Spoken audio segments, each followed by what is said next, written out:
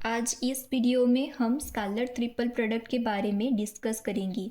Scalar triple product जानने से पहले हम ये जानते हैं कि स्कालर प्रोडक्ट क्या है। स्कालर प्रोडक्ट मीन्स दो वेक्टर का dot product.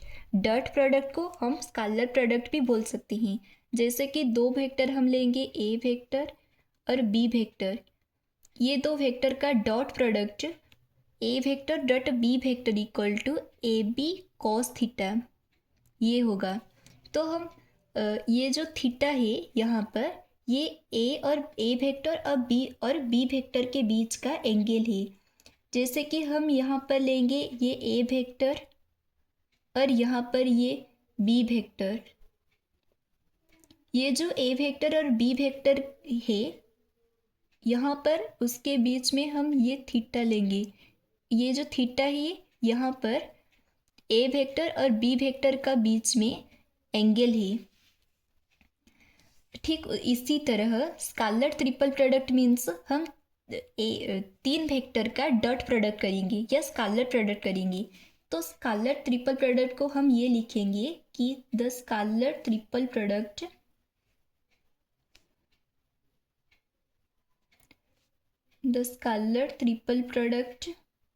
Of three vectors. तीन वेक्टर लिया इसलिए हम थ्री वेक्टर्स लिखे। is the scalar product of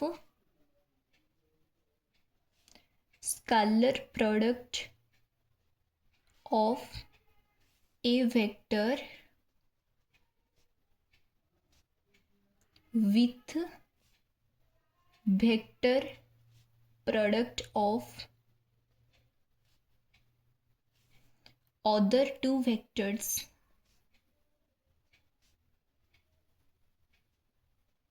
इसका मतलब है हम थ्री वेक्टर कंसीडर किया। ये जो three vector a vector B vector C vector ये हम एज्यूम मानेंगे। यहाँ पर हम लिखा कि scalar product of a vector मतलब एक वेक्टर का स्कालर वेक्टर, एक वेक्टर जैसे कि ए वेक्टर लिया और इसमें dot product of b vector cross C vector लिखे। यहाँ पर हम लिखा कि scalar product of a vector with vector product of other two vector. यहाँ पर और जो दो वेक्टर बच गई, बी वेक्टर और सी वेक्टर, इसका वेक्टर प्रोडक्ट के साथ ये जो ए वेक्टर है इसका डॉट प्रोडक्ट करेंगे। तो हम ये थ्री वेक्टर एज्यूम करा।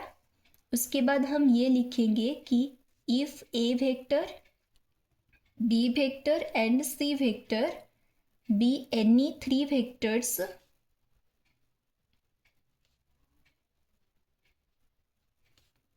then examples of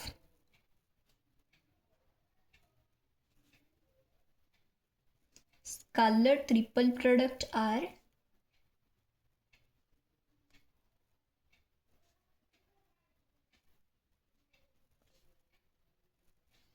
a vector dot b vector cross c vector, comma b vector dot c vector cross a vector and c vector dot a vector cross B vector. ये जो तीन vector है ये हमेशा के लिए cyclic order में ही होगा। जैसे कि यहाँ पर B vector dot c vector cross a vector है, इसको हम ए से लिखा कि क्योंकि ये जो बी वेक्टर बी के बाद सी आता है और सी के बाद ए आता है, इसलिए हम इसको साइक्लिक ऑर्डर में ही लिखेंगे। ठीक है, यहाँ पर भी C vector dot A vector cross B vector है, ये सी के बाद ए आता है और ए के बाद बी आता है, इसलिए हम इसको हमेशा साइक्लिक ऑर्डर में ही लिखेंगे। उसके बाद हम इसके ज्योमेट्रिकल इंटरप्रिटेशन लिखेंगे जो हमारा एग्ज़ाम में आता है और एग्ज़ाम के लिए इम्पोर्टेंट भी है।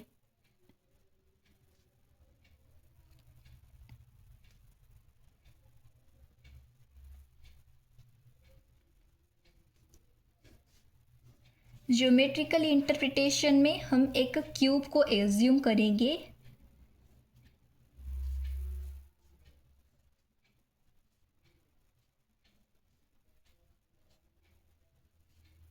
ये एक क्यूब है, ये एक्स एक्सिस है और ये वाई एक्सिस, इसको हम बढ़ा सकते हैं और नहीं बढ़ाओगे तो भी चलेगा। इसके बाद हम यहाँ पर एक परपेंडिकुलर ड्रॉ करेंगे और यहाँ ये एक क्यूब है, ये क्यूब को हम पैरेलेलोपाइप्ड भी बोल सकते हैं। पैरेलेलोपाइप्ड मीन्स ये एक 3D स्ट्रक्चर है जिसका हर एक फेस, मतलब ये जो हर एक फेस है ये एक पैरेलेलोग्राम को ही रिप्रेजेंट करेगा। ये जो हर एक फेस पैरेलेलोग्राम को ही रिप्रेजेंट करेगा और इसमें टोटल 6 फेसेस है। लाइक ये एक फेस है, ये एक पैरेलेलोग्राम को रिप्रेजेंट करता है। ठीक यहाँ पर भी ये एक पैरेलेलोग्राम को रिप्रेजेंट करता है, यहाँ पर भी ये एक पैरेलेलोग्राम को, ठीक उसी तरह यहाँ पर भी ये एक पैरेलेलोग्राम को रिप्रेजेंट करता है। पैरेलेलोपाइप्ड मीन्स ये एक 3D स्ट्रक्चर है जहाँ पर उसका हर एक फेस एक पैरेलेलोग्राम को रिप्रेजेंट करता है और यहाँ पर टोटल 6 फेसेस है।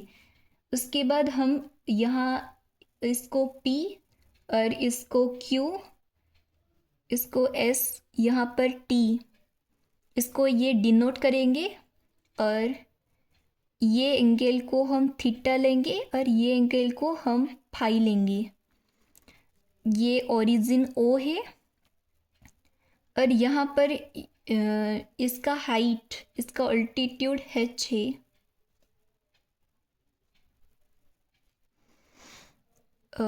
उसके बाद हम लिखेंगे यहाँ पर कि द स्केलर ट्रिपल प्रोडक्ट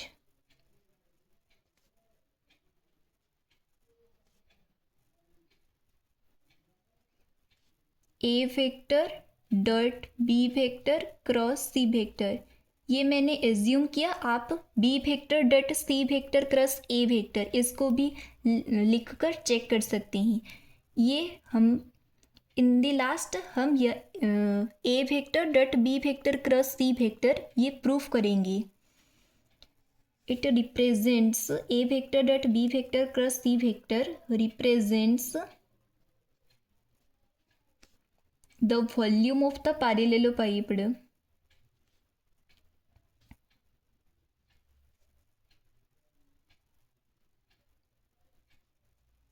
पैरेलेलोपाइप्ड क्या है मैं आपको समझाया। और ये जो ए vector dot B vector cross सी वेक्टर ये इसका वॉल्यूम को भी रिप्रेजेंट करता है और B vector cross C vector dot A vector cross B vector ये दोनों भी वॉल्यूम को भी रिप्रेजेंट करता है। और यहाँ पर हम ये जो ओ पी है इसको हम ए वेक्टर लेंगे और यहाँ पर जो ओ क्यू है इसको हम बी वेक्टर लेंगे और यहाँ पर ओ एस है, यहाँ पर इसको हम सी वेक्टर लेंगे। ये जो O P O Q and O S है ये इसको हम कंटरमिनस एडजेस भी बोल सकते हैं। ये जो ए वेक्टर बी वेक्टर सी वेक्टर है इसको हम कंटरमिनस एडजेस भी बोल सकते हैं। इसको हम यहाँ पर लिखेंगे कि having A vector comma B vector and C vector as its coterminous edges. यहाँ पर हम ये भी लिखेंगे कि फ्रॉम डायग्राम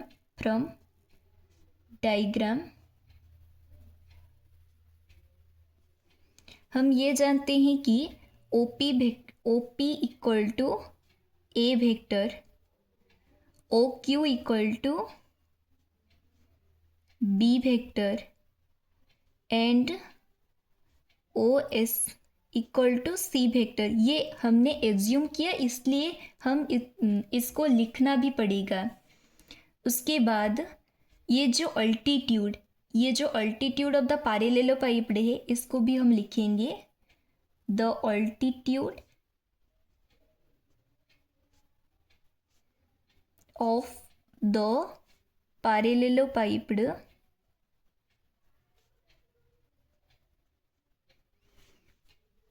इज, ये h है इसलिए h लेंगे।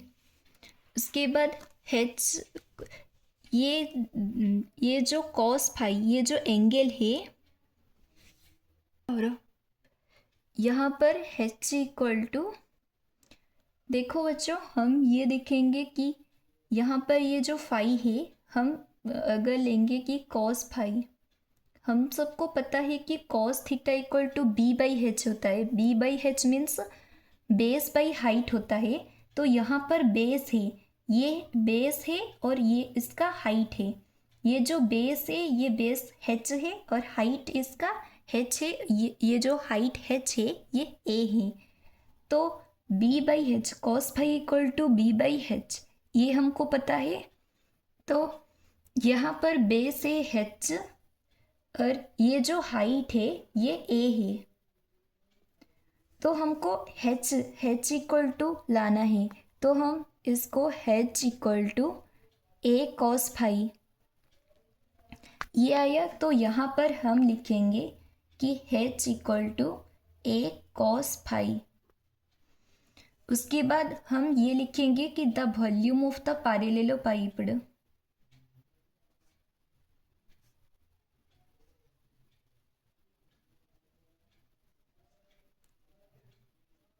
वॉल्यूम ऑफ द पैरेललोपाइड, इसका फॉर्मूला है area of its base, area of its base cross altitude.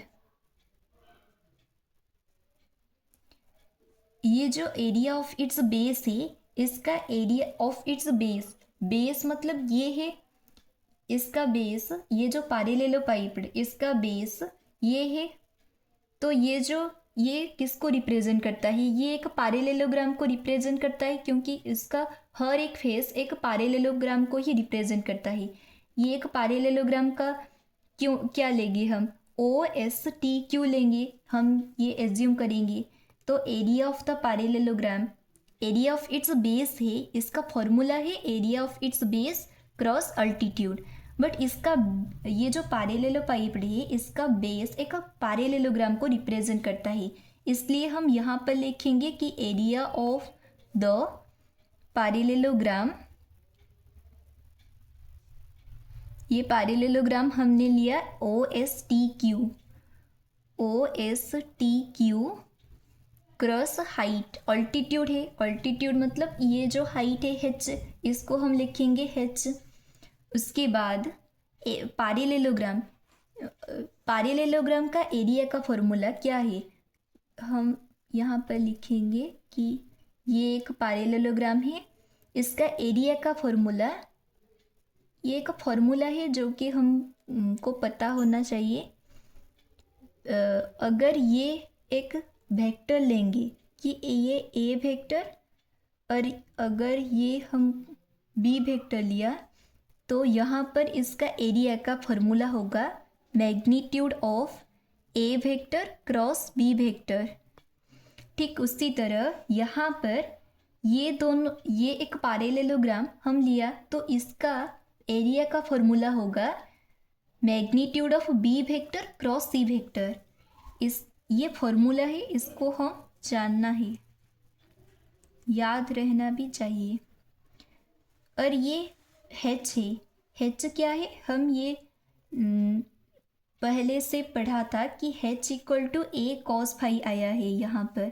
तो यहाँ पर a कॉस फाई, उसके बाद ये जो magnitude of b vector cross c vector है, इसको हम d लेंगे, d cross a cos phi, where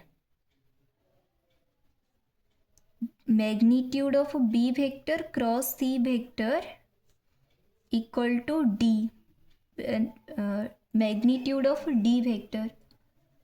तो b vector cross c vector equal to d vector होगा। इसका मैग्नीट्यूड लिया तो d का भी मैग्नीट्यूड लिया। अगर हम b vector cross c vector, ये सिर्फ वेक्टर है, इसलिए ये जो b vector cross c vector है, हम इसको d वेक्टर लिया, ये एज्यूम किया है, यहाँ पर लेट लिख दो। उसके बाद हम यहाँ पढ़ा था कि A vector dot B vector equal to A B cos theta है। अगर ए बी कॉस थीटा है, ये ए बी कॉस थीटा है, ठीक उसी तरह यहाँ पर ये दो वेक्टर है, ये दो वेक्टर है, इसलिए हम यहाँ पर D vector dot A vector लिखा। यहाँ पर ये डॉट होगा क्योंकि डॉट प्रोडक्ट में ही कॉस फाई आता है, इसलिए D dot A cos phi हुआ, D vector dot A vector हुआ। हम डॉट प्रोडक्ट को कम्यूटेटिव भी कर सकते हैं, कम्यूटेटिव मतलब इसको ऑपोजिट भी कर सकते हैं, A vector dot D vector. D vector अगर दो वेक्टर है, A vector dot B vector equal to B vector dot A vector, ये एक प्रॉपर्टी है, इसको हम कम्यूटेटिव प्रॉपर्टी भी बोल सकते हैं। इसलिए हम यहाँ पर भी A D vector dot A vector को ए वेक्टर डॉट बी वेक्टर लिख सकते हैं। उसके बाद ये ए वेक्टर को ए वेक्टर ही रहने दीजिए, और ये जो डी वेक्टर है, डी वेक्टर को हम बी वेक्टर क्रॉस सी वेक्टर लिख सकते हैं। तो यहाँ पर बी वेक्टर क्रॉस सी वेक्टर ये लिखा। उसके बाद ये प्रूफ हो गया कि A vector dot B vector cross C vector.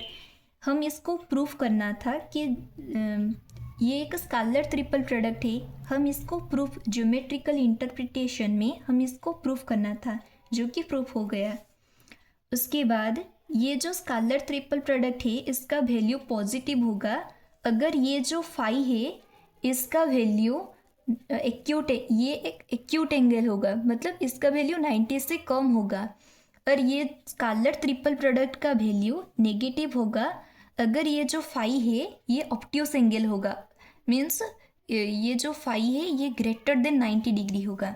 हम ये भी लिख देंगे कि this value of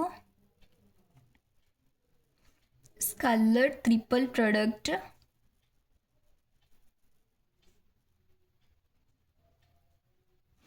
is positive